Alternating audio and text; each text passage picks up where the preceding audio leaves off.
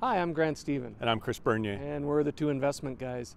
This week, Chris and I want to turn back to the markets, talk a little bit about some of the things we see going on there. Firstly, when we look at indice returns, we've got the TSX is down about 3% so far this year. On the other hand, the Dow in the US is up about 4%. Turn to London and Paris, they're both up about 1%. Germany is up 9%. Tokyo is up 4% and Hong Kong's up 5%. So it's interesting, Chris, that we've got the TSX as of the major indices that we follow. Anyway, it's the global laggard. When you peel back the layers a little bit in Toronto, it's not so much of a surprise when you consider that about half the index is energy and materials stocks. Clearly out of favor at the moment as cyclical positions. You know, Chris, the market sentiment remains negative and volatility is fairly high. You know, we have the usual culprits at play here. Why don't we just quickly revisit those? Sure. Well, if we just keep talking about the TSX and the energy and materials, a lot of that, what's driving that is the slowdown that we're seeing in China.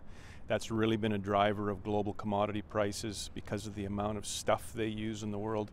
But we can also turn to the usual culprits and look at Euro. Recently, there was yet another summit, and we had out of that came a plan to put together a longer term plan, 10-year plan that will hopefully help get these countries back on track with their debt situations. But each country then needs to go and run this through Parliament, and there will be obviously some stumbling blocks and some more hurdles to get through. The other factor that's been really pushing markets a little bit lower recently has been the last two U.S. employment reports, which have been much weaker than analyst expectations.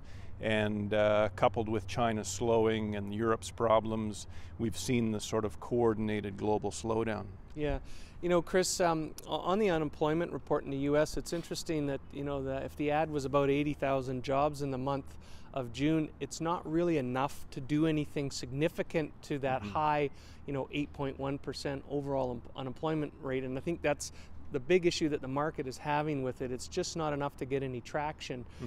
You know, as well, the China slowing isn't helping that because they're a big consumer of a lot of this stuff. We also want to talk real quick about earnings. We're coming into another earnings season here. Expectations are pretty low. A lot of the estimates have been lowered.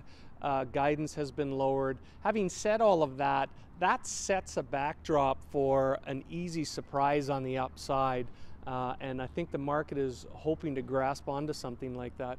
But Chris, you know, we wanted to talk a little bit about a balanced approach, you know, in investing right now, because I think it's critical at this stage with all these macro factors at play that people give some consideration to what these balanced funds may mean in their portfolio, both in terms of asset diversification and regional and sector diversification. Why don't we touch on that real quick? Sure. We've talked a lot about asset allocation, how much bonds or fixed income, how much equities or stocks you should have in the portfolio.